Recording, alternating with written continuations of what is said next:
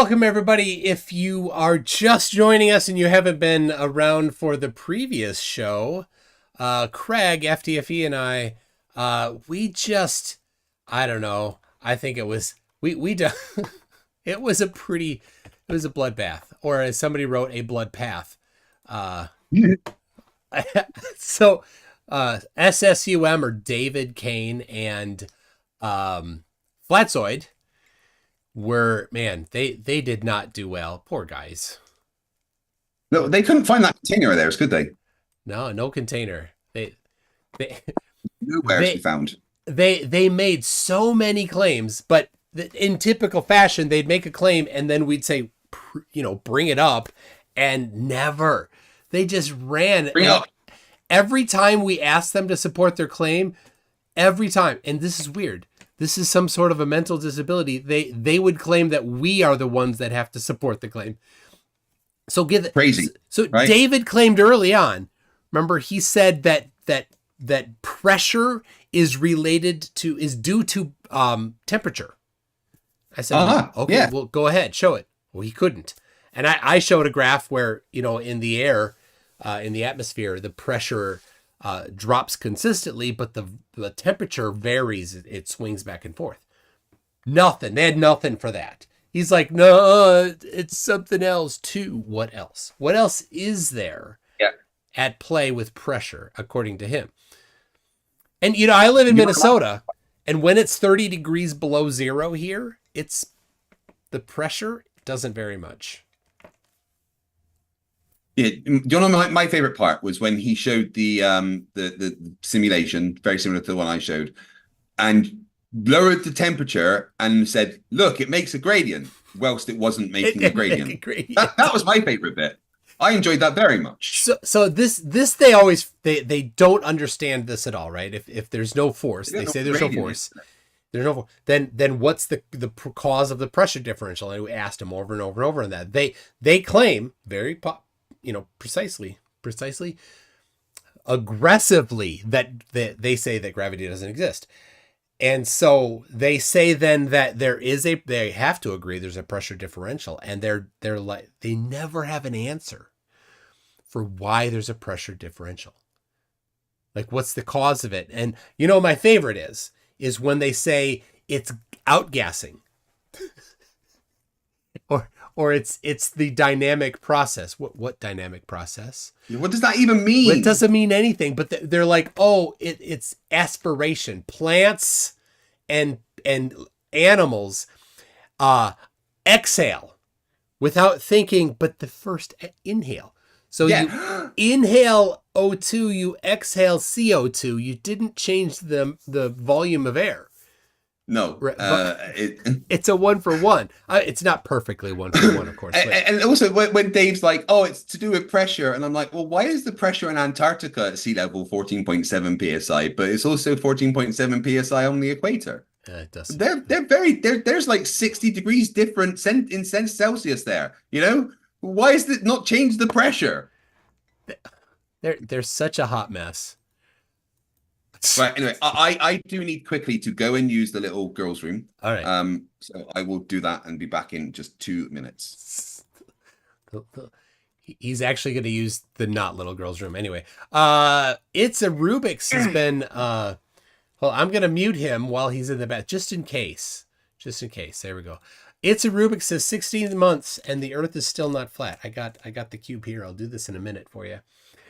Peachy Tony says pressure and temperature are not independent variables in hydrostatically ordered fluids.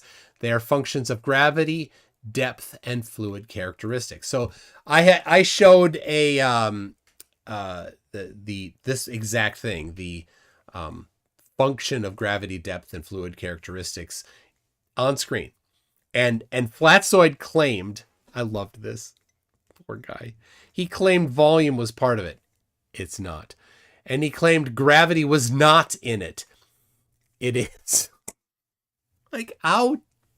Like he didn't look at it, right? It's not the gotcha of he was wrong about that. It's the gotcha of he made those claims without even having looked at it. That's the thing. He's such a top leftian. that in his ignorance of what was on screen, he made a declaration about what was on screen. It's some sort of a mental disability. It has to be. It doesn't make sense for a human to say something so ridiculous. That to just so confidently lie about that when you know full well that you didn't have time to look at it. Right? So, but it's what they do. It's what all flat earthers do. They all just make up crap about stuff, and none of it makes sense. None of it matches reality. When we showed the gas demonstration, the gas demonstration. All right, here we go. When we show the gas demonstration, yeah, and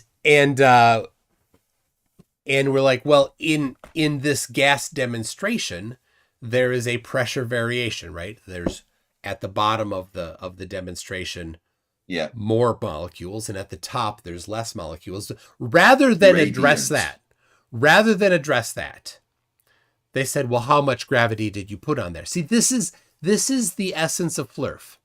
Yeah. Don't address the argument, because the argument destroys your position. And when they do that, the informed viewer sees they are running from the argument, and we know why.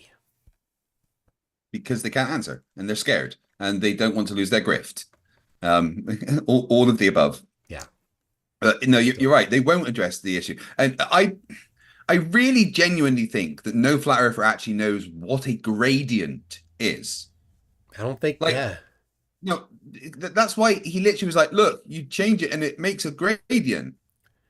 I think he thinks a gradient means like the change in pressure over time. But no, a gradient means that at all times there is more pressure here, less pressure there. They just don't get it.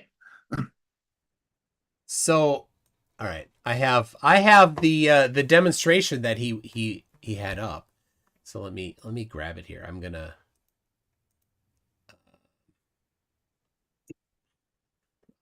I'll show the one. So he had a slightly different one prepped than the one I had prepped, and so you just need to find I had to get it. So this is Craig. You won't see it. You're gonna have to look on the live stream if you want to see it. So this is what he had. He had this here, and then he added this cold, right? If you see that, that's ice there, and so he's like, oh, and there's a pressure gradient. He said pressure gradient, but then he later said a temperature gradient. But this demonstration doesn't have the capability of showing that really. That's what I mean. Like doesn't know what gradient is. No. So all right. So I'll change. I don't think this is the exact one that he had, because his didn't seem to have something for gravity. It was very similar. Oh yeah, he intentionally chose one without gravity, but the gravity's here. All right. So I'll might have to reload the screen because that slider thing wasn't updating. So yeah, so all right, here we go. Go to here, and yeah, gravity is at 0 here. We go in here, put it in, and so there's gravity at 0. We've got all this stuff, and now we can add in some light particles, and they didn't get this. This was a problem for them. So in reality and in this demonstration, now there's no gravity on, so everything's just going to go out and not come back once it escapes. Bye. Right, but let's turn on some gravity. How much? It doesn't matter how much, because this isn't meant to be a 1-for-1. But look at how those lighter particles are escaping. Not all of them, but they're dispersing. More of them are. Yeah, not perfectly. And so if you're like, oh, here's a helium tank, I'll let out some helium. What happens? Well, it goes up generally, not perfectly. So it matches prediction. And they want to have these like really rigid ideas of how they think things should work, but that's not it. And it shows their ignorance of their scientific illiteracy there. They think that it's just that these gas pressure laws are some sort of an absolute. None of them are absolute. And yet they call us scientifically illiterate. It's just so ironic that literally every scientist in the world disagrees with them, yet they think they know science better than us. Well, all of the people and we're the ones that agree with the scientists. And all of the people that put together those gas laws, they weren't thinking the Earth was flat. None of them were like, this is the globe violates this. No. Every scientist agrees that all of those gas laws go just fine with the globe. So, all right, we'll take that off. But there they are. Hey, do you want to know something off topic, right? I found something out the other day, and it kind of it's broken my brain, and I want to share it with you and break yours as well. Oh, okay. So I want you to look at any surface in your room, any surface at all, right? Okay. Your tongue knows what that feels like. What? Do it. Look at any surface in your room. Your tongue knows what that feels like. Well, I've just broken your brain, haven't I? Gosh. No. All right. Well, all right. No, you're looking at whatever you're looking at. Your tongue knows how it feels. I'm looking at a feather duster. Your tongue knows how that feels.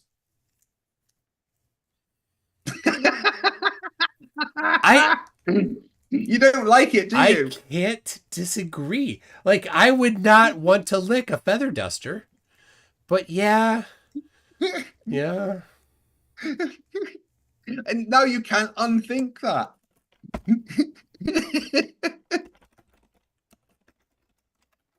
Yep. All right. So Upside Down Guy super chatted for $2. My questions at the end were ignored. So I will be happy to discuss them here. So you don't need to super chat them, right? And you can email them to me if you want to send them in an email, or you can just ask them here. Tag me so I see that it's because if look at how it looks, right on here when it comes up. Wait, wrong way.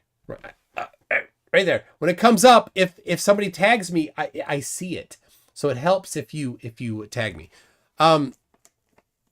PhD Tony says the paper I sent you shows a cloud of atoms falling under gravity. Yes. So the paper was that the paper you sent was they had in a chamber. It's tough in a debate to pick up stuff live. So I try not to I don't want to cite something if I haven't read it. So all right, measurement of gravitational acceleration by dropping atoms. There it is. So dropping atoms is individual atoms is generally they're in gaseous form, aren't they? Mm-hmm. So right. Jolene, I will. What I've done. I'm sorry. Jolene, I will not. Nope. I'm sorry. You're just gonna everybody. Yeah.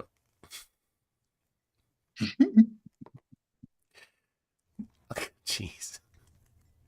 Yeah, Veritas, you gave money to a flat earther there, dude. Yeah.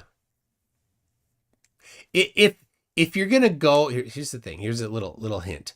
Not for here, not for me, not for Craig, not for Jaron, not for MD, just in general. If there are people that are debating and there's an opportunity to ask the debaters questions, ask the debaters that are on the same side as you the question, and ask it something that gives them an opportunity to explain better to the audience what you think they will explain better.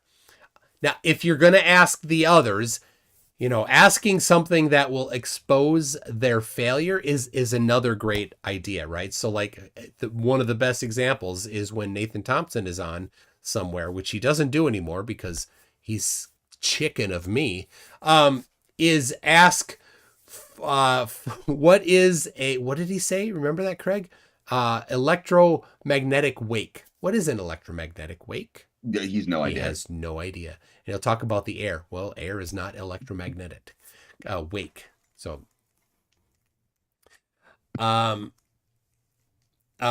panic. 604 says Flatzoid based his arguments tonight and many previous times that gases have perfectly elastic collisions. He actually said that.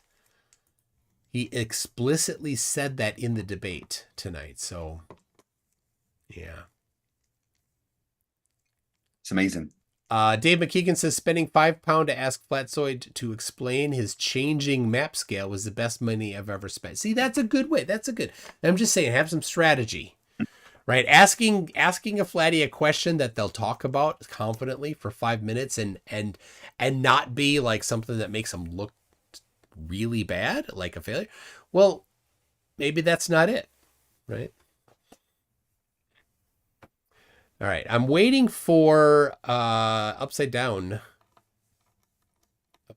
guy to say. Are they a flat earther? I think so. Oh, there it is. Would flat Earth work with gravity on an infinite plane? With gravity. Okay. So, well, was that what their question meant? Right. Yeah, I didn't. Okay. It wasn't very clear. I apologize. I didn't mean to. Yeah, I can address this. There are about 5 different offered explanations for the downward acceleration. The dumbest one is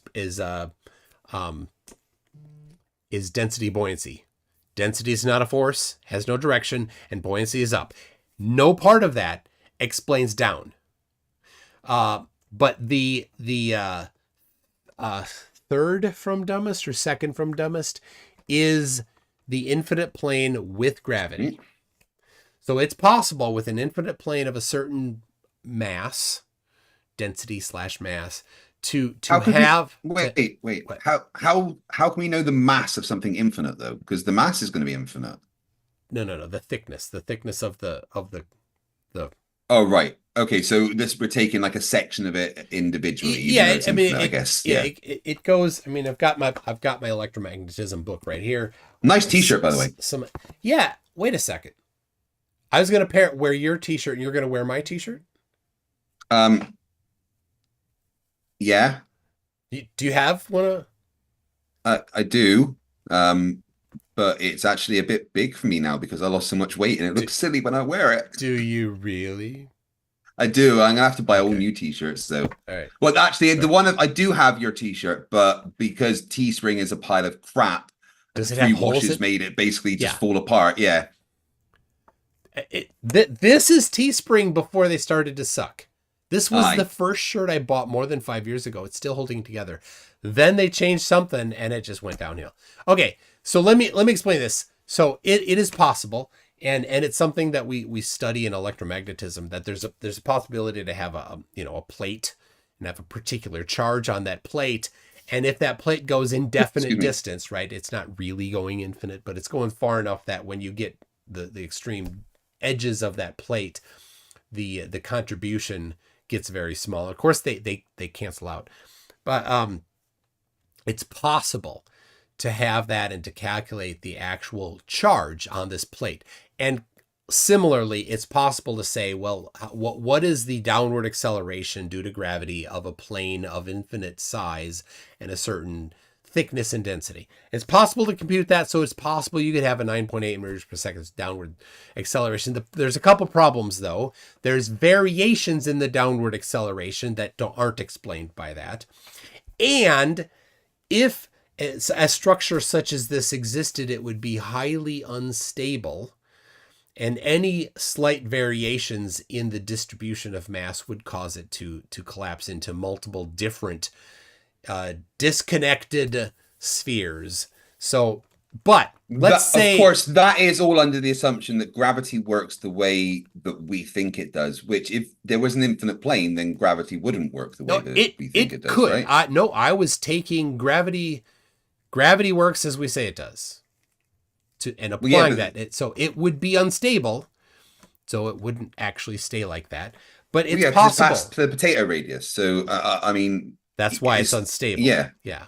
If it were really, really well distributed, it would increase the stability. So you could potentially do some sort of wishes and hopes and dreams and say that God is going to keep it from collapsing.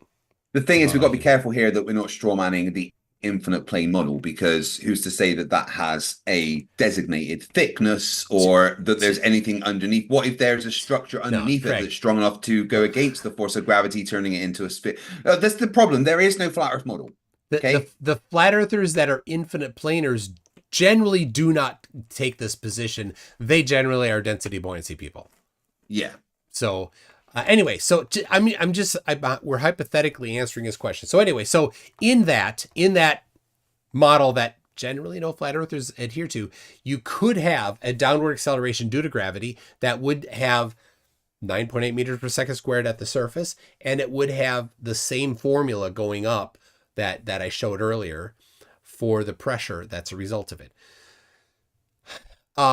Nothing else would work, but then you'd get into the fourth law of Flurf, where one Flurf explanation contradicts other Flurf explanations. So, for example, then why does the sun and moon not fall down?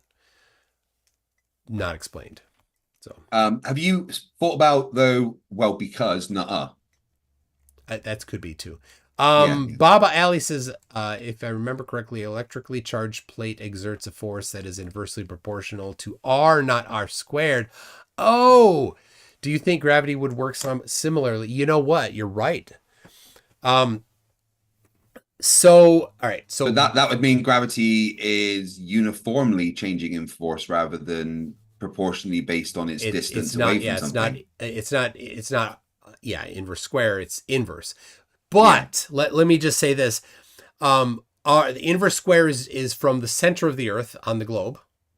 So near the surface, when you move up, a kilometer, the variation is very, very small.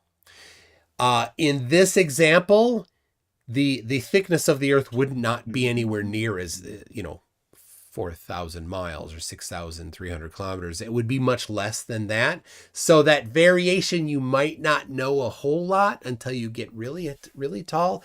But yeah, that's a good point. Yeah, it's a good point. It wouldn't decrease at the same rate. But here's the thing. Earth's not a flat infinite plane. So never mind. Yeah. All right, we've got Alexander L says, do you think the lack of math knowledge and the fact that doing the math makes things clear is the problem with these Flurfs? Yeah, it's certainly part of it. Yeah, absolutely. One of my favorite things is when Flurfs actually try to do maths. Oh, it's comedy. Yeah, like at the moment on Twitter, they're claiming, or X, sorry, they're claiming that they've got the height of the sun. That's it. It's 3,035 miles up, and really? they But the maths going around is because at 45 degrees latitude, it would be and I'm like, well, okay, but let's move to 60 degrees latitude, and it's now only 2,000 miles. It's when flat earthers try to do maths, it's fucking hilarious. Yeah.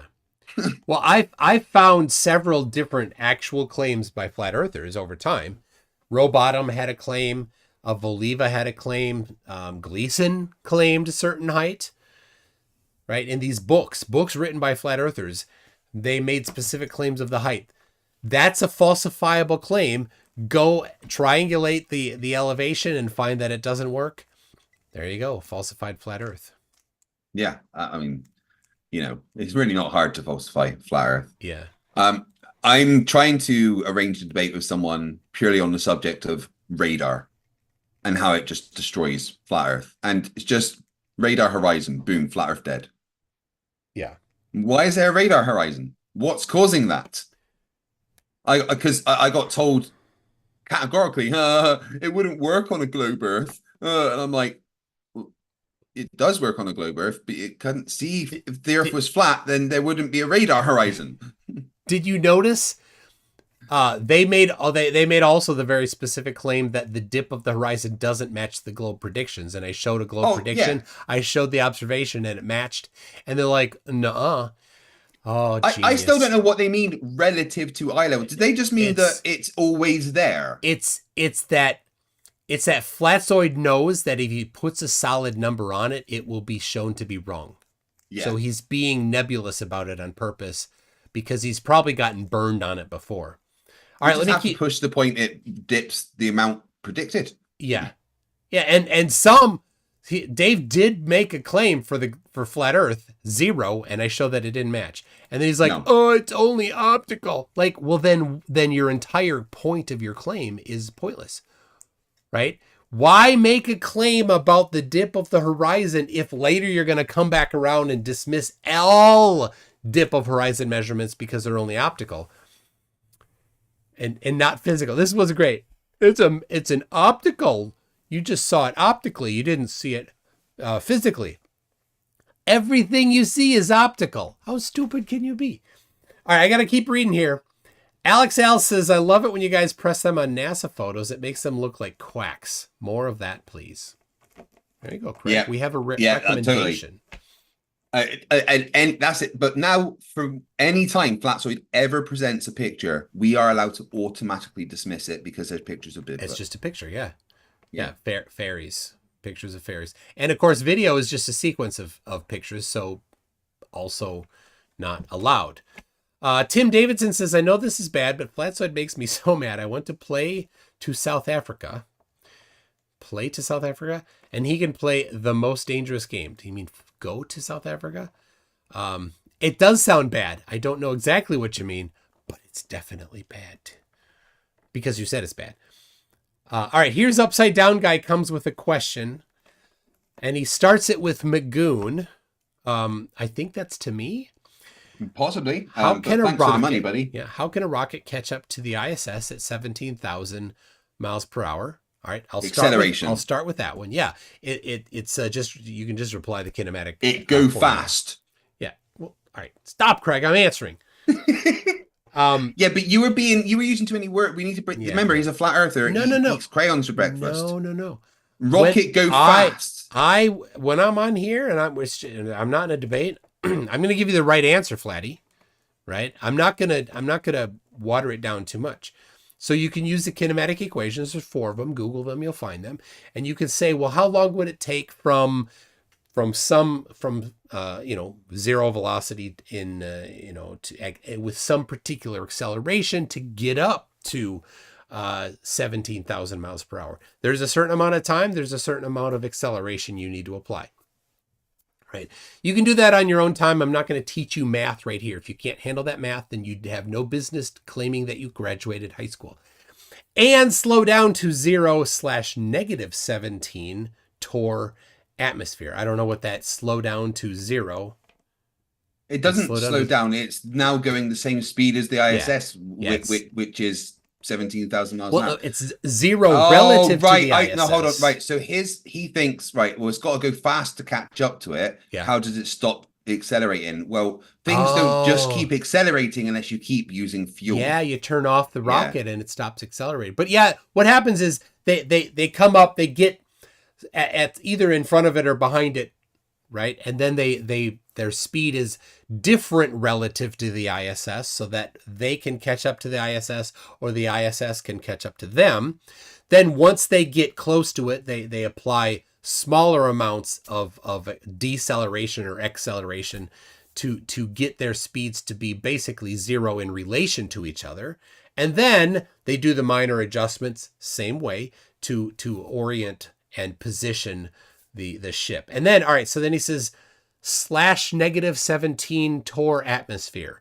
So I don't know what he's talking about there. That's actually not the pressure yet where the ISS is. That 10 to the -17 is intergalactic. It doesn't more matter. Like it's very -10 to the 11 where the ISS is. Yeah, it doesn't matter. It's a very low pressure. It's close enough to 0 pressure that for many of the things that you would do that involve pressure, you can treat it as 0 unless you really need that precision. So when you apply the rocket formula, the pressure is part of it. And when there's less pressure, rockets are more efficient. Yeah. So by quite a large amount, actually, when you look at the maths. There's quite a large difference in efficiency between it being in an atmosphere and not. It's way more efficient not in an atmosphere. The atmosphere causes problems for how the rocket moves.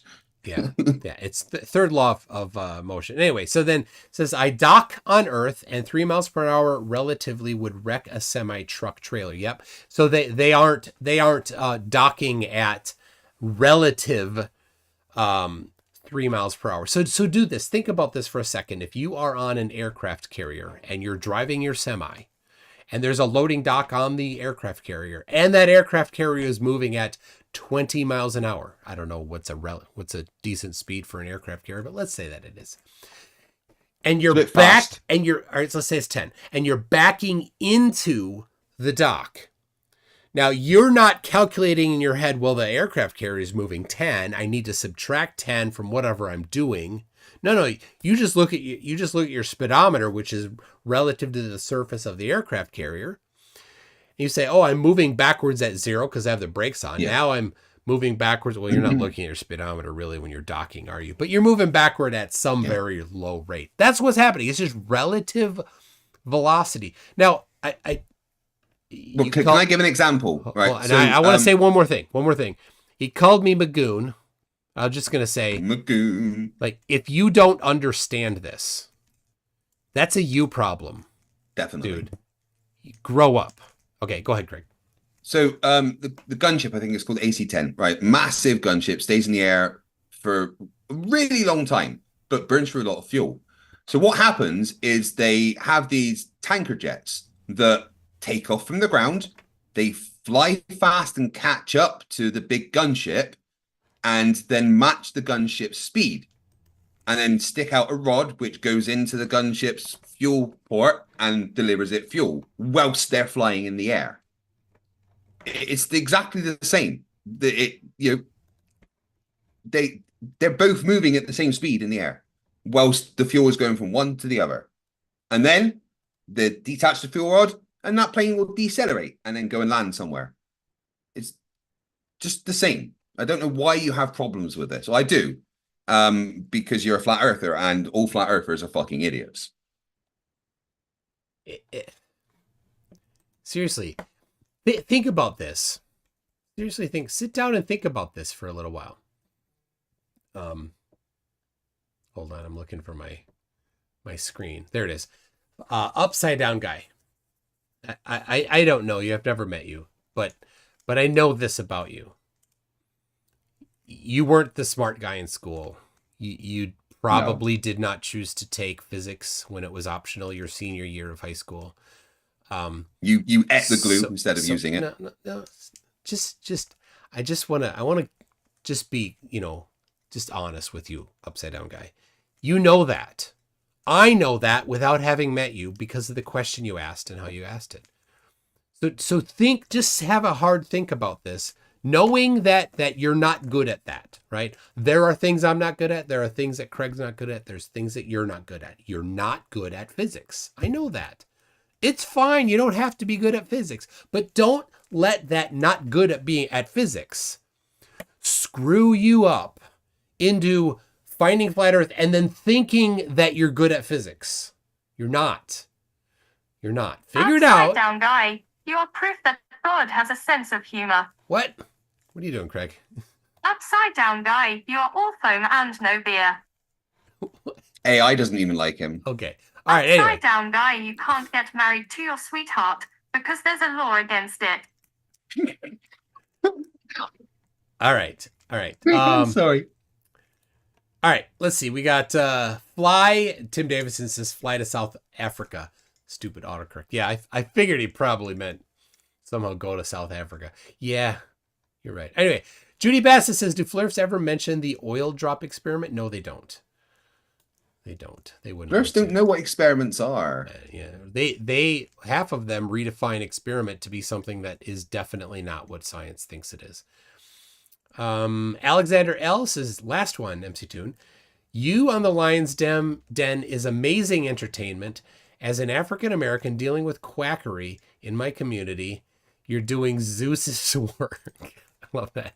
Well, thank you. I really have enjoyed my interactions with the guys over on the Lion's Den. They're fantastic. So, all right. Jess says, if flat earthers are so confident, they would have taken Mike's challenge. Love you guys. Best do ever. Praise NASA. So, Craig, which challenge do you think they should take? They should definitely take your sextant challenge. Yeah. The sextant challenge is the big one that they know about, I think. But the gravity challenge is also $10,000. Yeah, I mean, my challenge for just £1,000 to be shown a video of a boat being zoomed back after it's gone over the horizon is still valid as well. Yeah, that's a good one. But this is the if they're smart, because that starts with if they're smart, right? Or competent. Right. And of course, there's a whole group of flat earthers that boldly claim that celestial navigation works, but they can't do it. They never have. $10,000 in 2 years and they can't do it. But baselines. What a failure. Mike over IP. Well, I am talking to you over IP right now too. It says my favorite flurfisms are gravity can't be proven, we don't know what the moon is, and derpy derpy derp.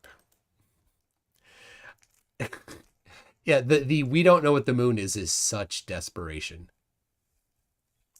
Did you see Witsit just digging a hole into he doesn't know what the moon is with Harrison on InfoWars? Well, but it is a ferromagnet black cell that just it's all inertial. charges itself, right? Yeah. And that's what he thinks that he said. Well, I'm gonna test you, Craig. Just a second here. Craig. and I'm gonna test everyone in the chat. All right. I'm no spoilers here. I'm not gonna tell you what it is. You need to figure out what it is without me telling you what it is. What is that? What is it? It's a ball. What is it? How did you know that? I could see it. Craig, you can't see the back of it. But I've seen similar ones. You can't see the back of it? How do you know that? I can see it's spherical. No, you didn't see the back. As you're moving it, the reflection is spherical. Oh no, that's light coming through it from the other side. It's transparent. You heard what Durf said about the eclipse, though, right? Something's behind it. Yeah. He thinks that it was something behind the sun. They get stupid. It's the desperation, and they say then be out of their desperation stupid things. So Austin, Durf, both are just like, well, I can't. Yeah. You can't admit that the moon is a physical object because it means things that are testable then. Mm-hmm. So sad. All right. Battle against misinformation. My WWG Worldwide Globe Tag Team Champs, MC Toon and FTFE. Thanks. Thank you very much, Battle Against Misinformation. And who is this misinformation? She sounds ugly. I like her. You see, misinformation, right? Never mind.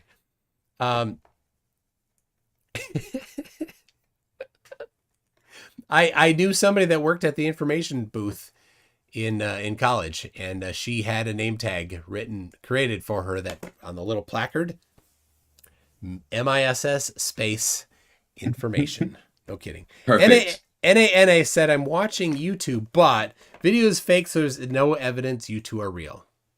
Well, no, it's just a bunch of moving pictures, and that's it.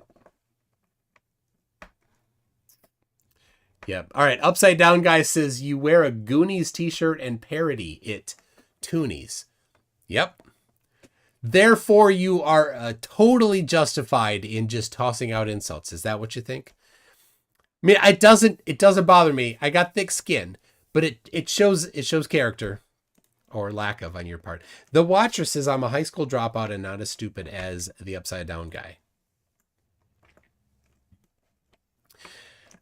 Go back to high school, though. Finish it. It's worth it. You could study these things and actually learn. Flat Earthers don't study. They're too busy at gas stations at glory holes. He could choose to, but he has so far apparently chosen not to. So anyway, Monkey Cat Pat Pat, who I love this name, and seeing it on Jaren's channel was very weird, and listening to Jaren say it says. The final experiment just announced who is invited to Antarctica.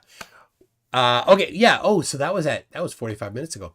So the final experiment video is was I'm gonna put it in here. So go to redirect.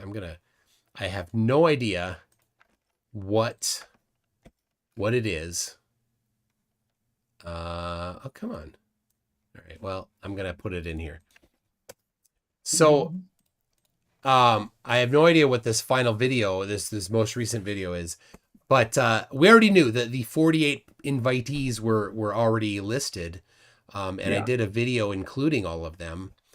I can't go because my body is in pieces. But the email that they sent 2 days ago said that we could interview the people involved and we can suggest things that make the experiment more robust. Whatever that is. So I was, a while ago, I'm like, it sounds great. Experiment, Antarctica, whatever I can do, I'm in. I support it. And this is my thing. Flatties won't. They won't. They will pretend it doesn't exist or find a reason to not support it. In ignorance of what it is doing, they'll say they won't support it. But I'm happy to say I will support in whatever way I can without knowing what it is. Because I'm confident any good experiment will show that the Earth is a globe. Yeah, if it's a properly set up experiment, then it's definitely going to show the Earth is a globe. Yeah, and if we have input into it, or if we're invited to go and be there, so of the 24 of Globers, hopefully some could go. I don't know. That would be I think that's a great way to do it, right? Send some of the flatties. You always say send the flatties to space, and they'll bring them deny back. it. Then they'll deny it. I mean, frankly, I am all for a group of flat earthers going to Antarctica. One way? Do they have to come back? With no equipment. I would love no help, no maps. I would love them to try to go and do what they say they want to do. Go explore and go map it. There's no cartographers. There's no flat earth cartographers. They wouldn't know how to map something. But they keep demanding billions of dollars to be able to go and make a map for some reason. Yeah. Okay, Icy Spin says, could you summarize this whole event for the slow kids in class? Okay, so it's a YouTube channel, I don't know, a couple months ago that came up with, it was kind of mysterious. A bunch of people sent me the link to it. This was the fourth, 1, 2, 3, 4. This is the fifth one that just came out. So it didn't say what it was at first. I'll give you the whole channel here. They didn't say what it was at first. And then they did past experiments. And then the video 3 was the participants. And I was listed in there. And they had been sending out an email. I think just before that one, they sent out an email saying that I was going to be in it. And then last time was the location. And now today it just says the experiment. I haven't watched the video yet. But the email I got said that I'm in it and said you're in it. Greg. Yeah. So I'll watch that as soon as it's done. As soon as this stream is done. I hope you all do too. I don't know. It looks cool. If I get to participate, I want to stick my nose in there and say this is a great way to do it if I can. Yeah. And like I said, the flatties will run for the hills. I run for their lives. Run for Maiden. Yep. There's a website. So anyway, so whatever it is, let's go. I'm in. Let's see. When did 3 a.m. happen? IC Spin says, when's the Antarctica announcement? Whitsitt won't go. Yeah, so Whitsitt a while ago had said he's going to go to Antarctica this year, the year that is this. Well, it looks like he got an invite. Was he talking about this? Did he have... Do you think he had, I don't know, he knows? I don't know. We'll see. That's a curious idea. You know what I'm saying, people? Yeah. You let me know if you're catching my drift. I hope that he goes. I really do. Lord Illuminous Pooh says, come on, Flurfs don't get invited to the sex tent. No, Flurfs don't get invited to parties either. No. It's Rubik says, for 10K, I'm tempted to try knowing I will fail. Yes. There have been flat earthers that said, you better take that down because I'm totally going to do it. And then they never talk to me again. No. Been waiting. Because if the Earth were flat, you can conceive of how you would do it. It would require knowing the height of the stars. Right? But everywhere you go, you measure the height of a star, assuming flat Earth, you get a different height. It doesn't work. Upside Down Guy says, school me publicly. I'll stream with you when you're not busy chasing around high school children like Globetard Thompson. I have no idea why you're calling Nathan Thompson a Globetard. And I don't chase around high school children. So I don't know why you would say that there, Upside Down Guy. See, you crossed the line. Upside Down Guy. You crossed the line. Why do you got to do that? It shows your lack of character. Shows how disgusting of a person you are. So when I said... But they're flat earthers. That's just how they work, right? When I was being nice to you and gently telling you that I know that you didn't complete physics in high school and that you didn't excel in those topics, I was being nice to you, right? But now you're just a douchebag. You're a horrible, evil monster. Just like all the other flat earthers, you fit the stereotype perfectly. So you can go to hell. So let's see here. There you go. Lord Illuminous Pooh says the moon was dug out of the Grand Canyon and lifted with helium to mock us about giants. They think that helium is magical, that you could make a balloon out of helium and it would go up. It wouldn't. It'd still go down. No. Lord Illuminous Pooh says, I can't be seen. My son became my daughter. Now I am a transparent. Okay, I'll see myself out. Get out. Oh my gosh. Alexander L says, what did you see on Flatzoid's screen? Corn? Actually, he showed it later. It was pictures of fairies. It was his blanket dismissal of all pictures and videos ever, including all of his own. If that's your standard of evidence, then you can't have any video or pictures of your own. So that's what it was. And then Battle Against Misinformation says infinite plane and dome can't coexist. That's right. No. Law number 4. It's they contradict each other. So, and I've asked, see, flat earthers have gotten away from the dome in general. Jaron says he doesn't think there's a dome. But get this, Craig. Take their infinite plane that they now have, right? Here's their infinite plane. And here's an observer on the surface, and they look just above the surface. They look towards the horizon at night, and they see stars. Right? But the dome, the firmament, or wherever the stars are, is up here. Yeah. It's up above. It's not down there. You would never see those stars there. You'd just see blackness. Oh yeah, but you didn't take into account perspective. What about diffraction? Oh my gosh. He said diffraction. Diffraction. No idea. They must have no idea that diffraction happens near something. You have to go, you have to graze, the light ray has to graze past some physical thing. Oh my gosh. Icy Spin says, give us your best, most thoughtful hypothesis. If you were to go to Antarctica, the chance the sun would do the flat earth dance. So you think about this. There's so many things about going to Antarctica that would be way different if the earth were flat. Of course, the sun would never set. So it doesn't matter how far away you are from it. The sun could never set because if it's 3,000 miles up, like on Twitter, they're saying, that's pretty stinking high. So even in Antarctica, it would be somewhere, I'm guessing about 5 degrees in elevation, probably more than that at the December solstice, because in the middle of the night, it's the farthest away possible from Antarctica over the Tropic of Capricorn, and still could not set, but you would not, and you'd see it due north of you on the flat earth. But in reality, you look south. You look toward, if you're not at the actual South Pole, if you're somewhere in the rest of Antarctica, you look toward the South Pole, and there's a moment where it's directly over that South Pole is where you're looking. 180 degrees from where Flat Earth predicts it would be. Yeah. Lord Illuminous Poo says, take a screenshot of his fairies the next time he shows photos, pull it back up, but Photoshop them holding a sign that says 11 frames. Yeah.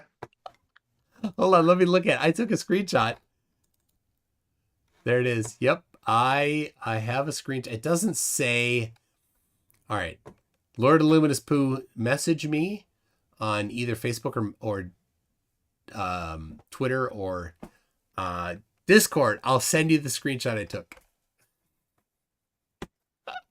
That's so funny. All right. I've gotten to the end. Almost. Oh no, all the way. I am. Craig. All right, quick. Hello. What is your, I know it's late for you. What is your final answer on how well Flatsoid and David did? Should we give them a score out of 10? Yeah. 10 to the negative 17. There you go. Which to them is a negative number. I would say that that you need to multiply that by the limit of 1 over x as x approaches 0 from the negative side. There you go. Yeah. So go and check Messenger. I've got a picture for you that I want you to put up. What? Okay, hold on. Do I want? Yeah. No, it's a brilliant picture. All right, hold on. Let me see. Oh my gosh. All right. I got it. Coming. Dude, where'd it go? All right. There it is.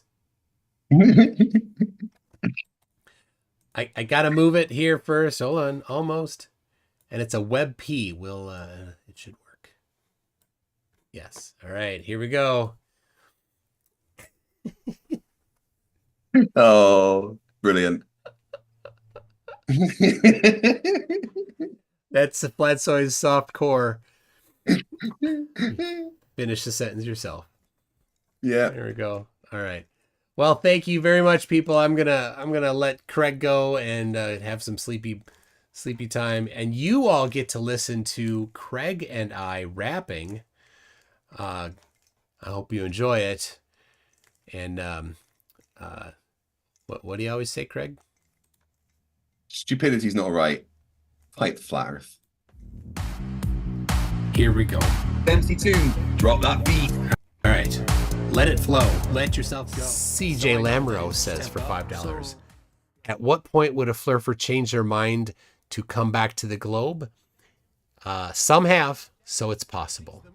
But generally they don't. It's a religious position, so I don't know. On the real stage, sending flirts to their views. Your theories are like old brews, sweeping ignorance or just spreading the views. FDFE stands for fumbling the facts, evidently. I drop truth bombs so splendidly. Your approach is soft, mine's unrelenting. I bring the science while you're just venting. Don't be tuned with the booth with silver spoon. I tackle pseudoscience, make them change their tune. You're the sidekick, I'm the room. When it comes to debunking, I'm the room.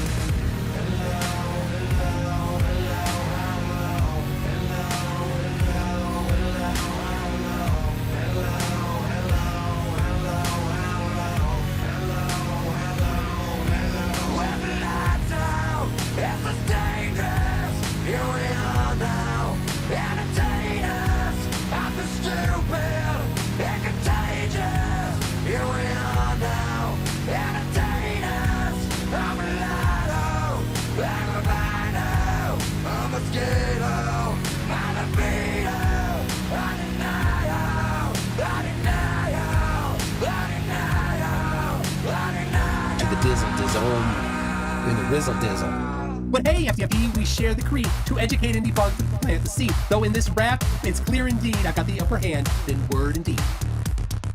All right, hold on a second. The Zoom call died. Everything died. No.